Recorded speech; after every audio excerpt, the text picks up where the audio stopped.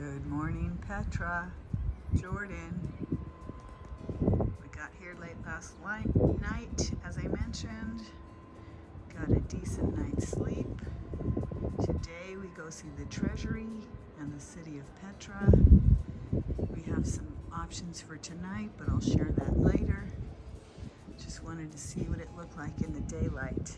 It's a little cool. It's like 50 degrees. It's super cool weather today and a little windy.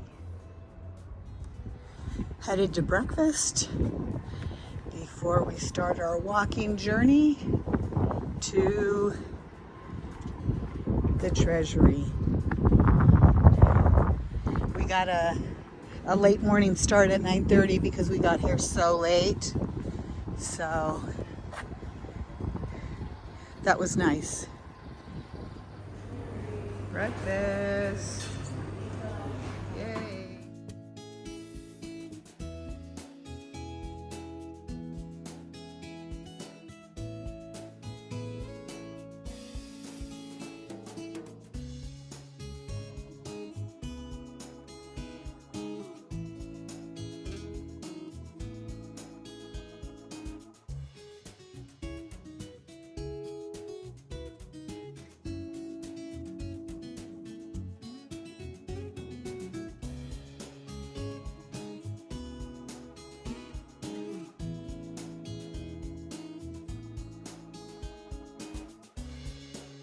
The first thing you see, number one, which is right here, it's the entry gate to the site, and then we will be inside. So it's the ticket checking point. I still have the tickets with me, and then what we're doing together is like the main trail, which is the red trail from number one, the entry gate, down till number two, number three, and then the main thing to see in Petra is number four, the Treasury. And that's like 2 kilometers, which is like 1.3, 1.4 miles to the Treasury going downhill. So this is like very crucial to know because coming back is going to be coming back uphill.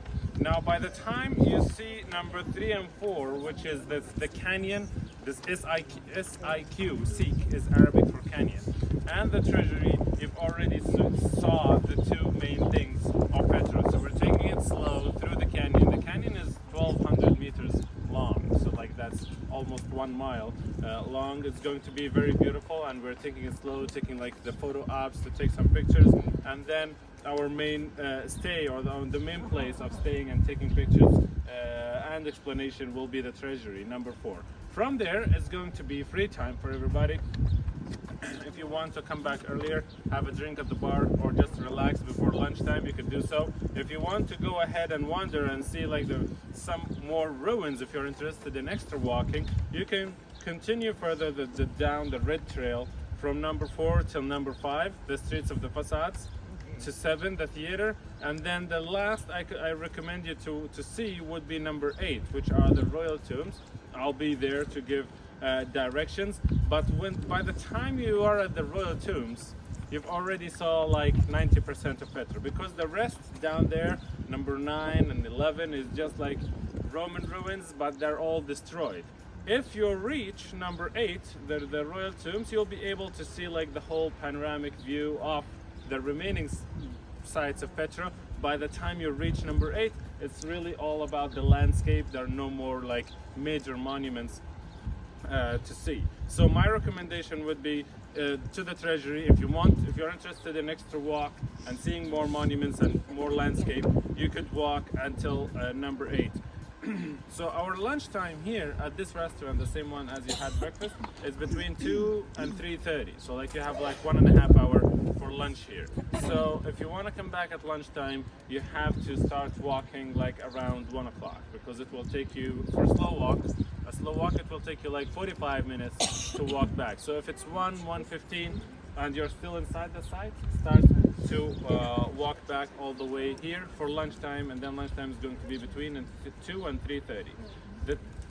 the evening time, it's your free time. You can spend it on your own. You have the cave bar, which is, by the way, the only bar in the entire town. So the entire town is dry, except for this one. Yeah. So yeah, it's a good opportunity to have it. And if you're interested, you could buy your liquor here for Wadi Rum, because it's not easy getting any alcohol in Wadi Rum.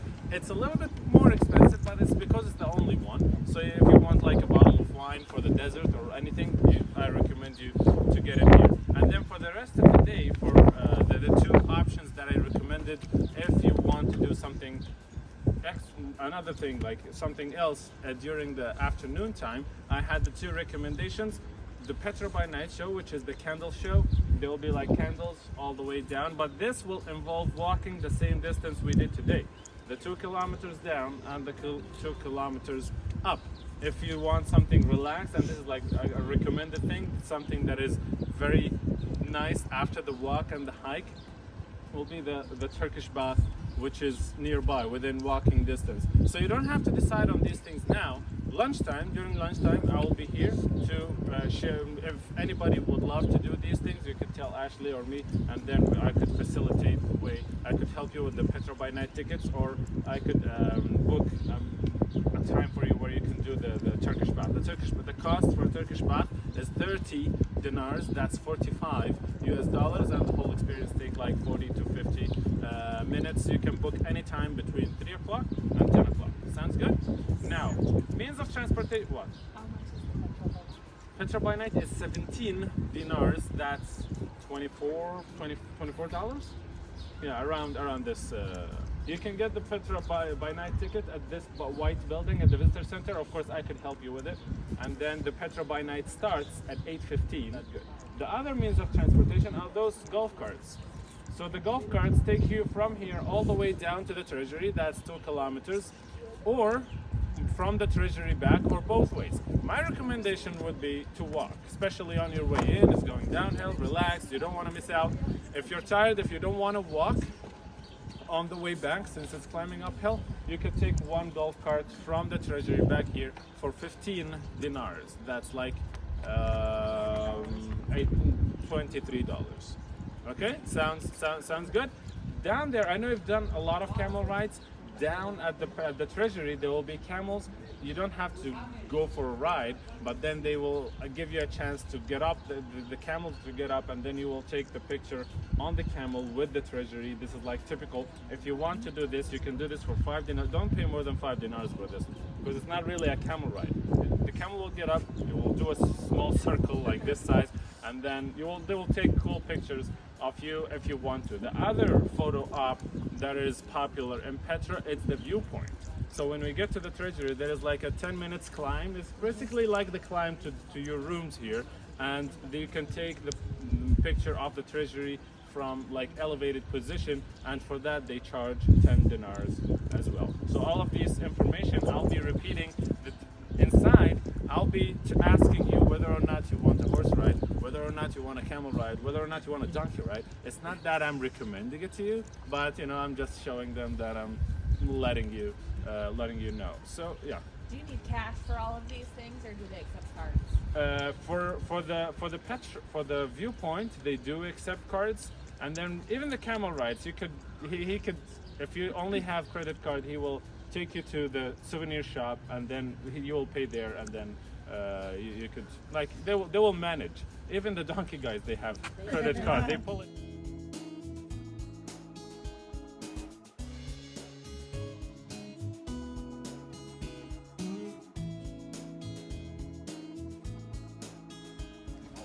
So as you heard from the tour guide, we will be going downhill in to see the Treasury, and then on the way back, obviously it's all uphill. There's horseback rides here.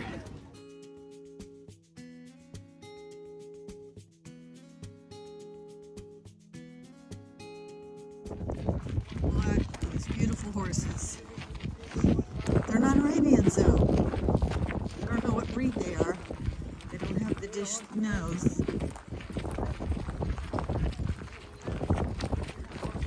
Look at that canyon. Wow.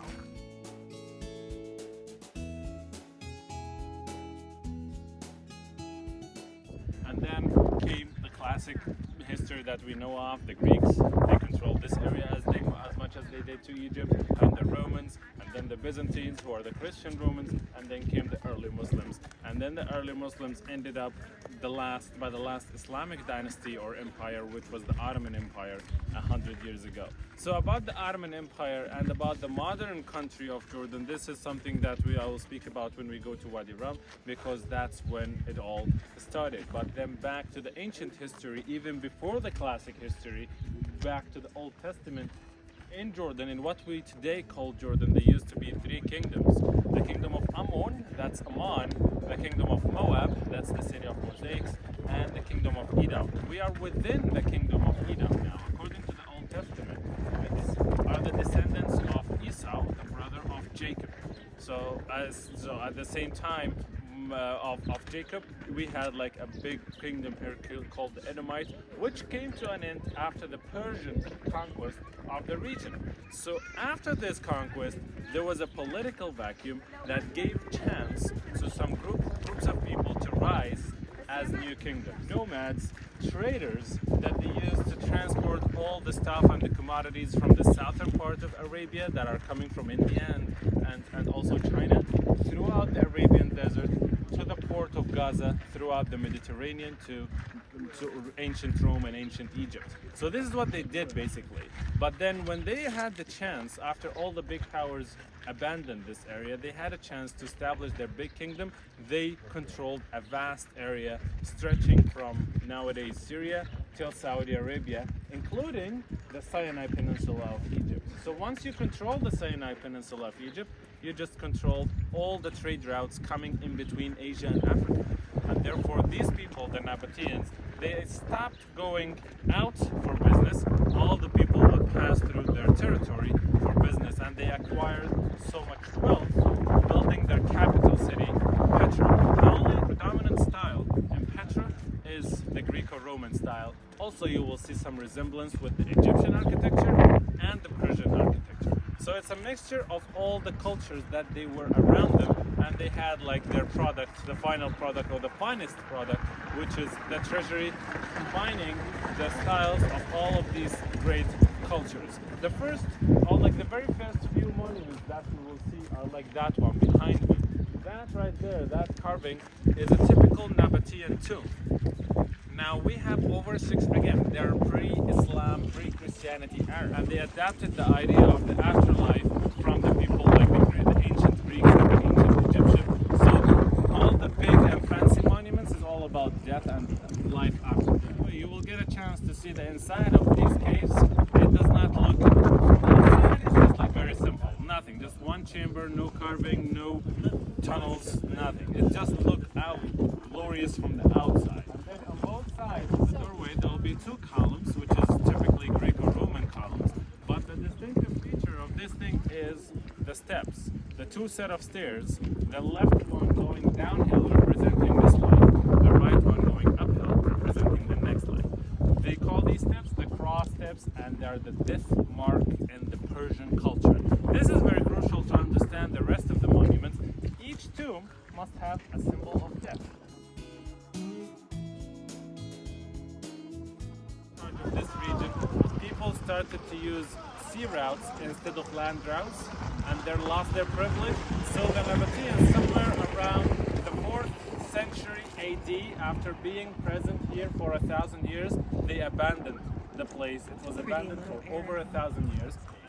Those group of people, they are the same people who you will see inside, the camel herders, the souvenir gifts, the gift shop owners. Those people, they were living in Petra when, in 1812, a Swiss historian rediscovered Petra to the Western world. So the Western world always knew about Petra, even though it was lost through the Bible, because this city is spoken about in the Bible.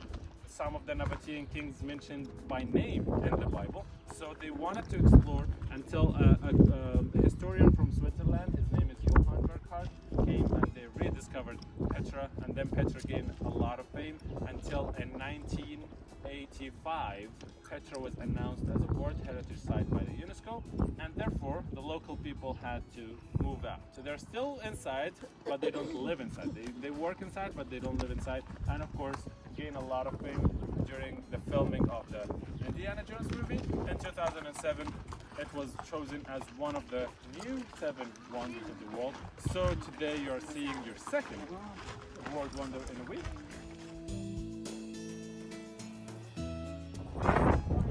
This tomb has 4 obelisks up on top, and Red One said that signifies there's 4 bodies buried inside.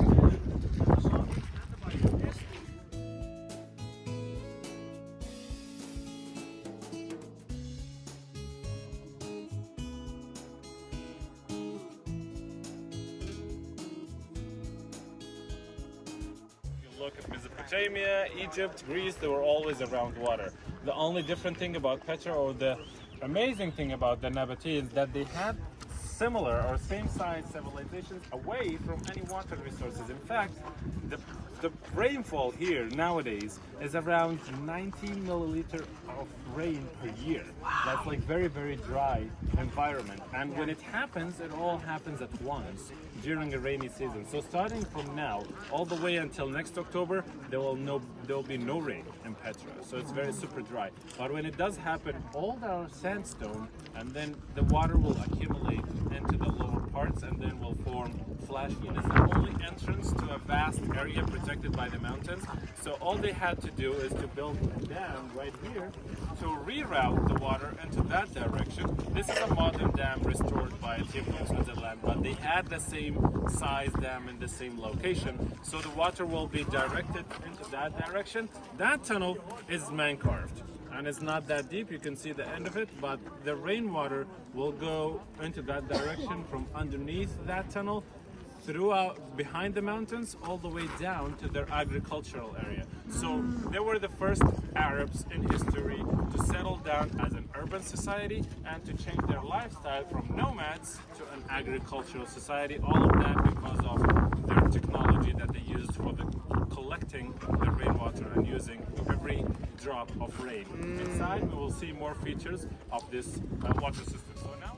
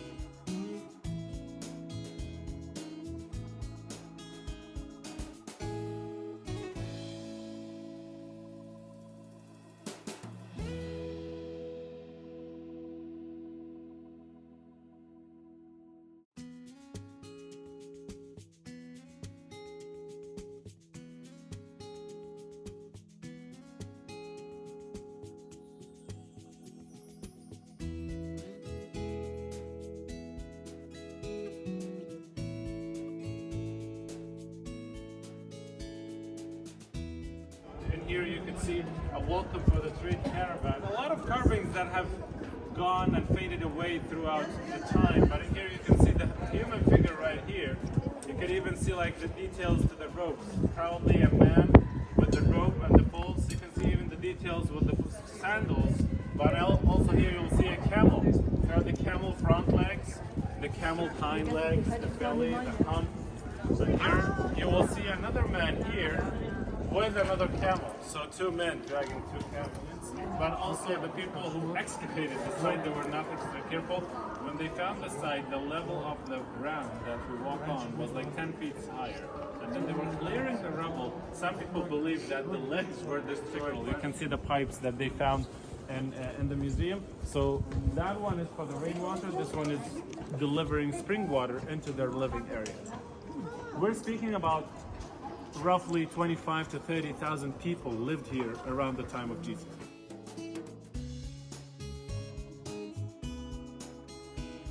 Like some evidence of them being here as early as 600 years BC.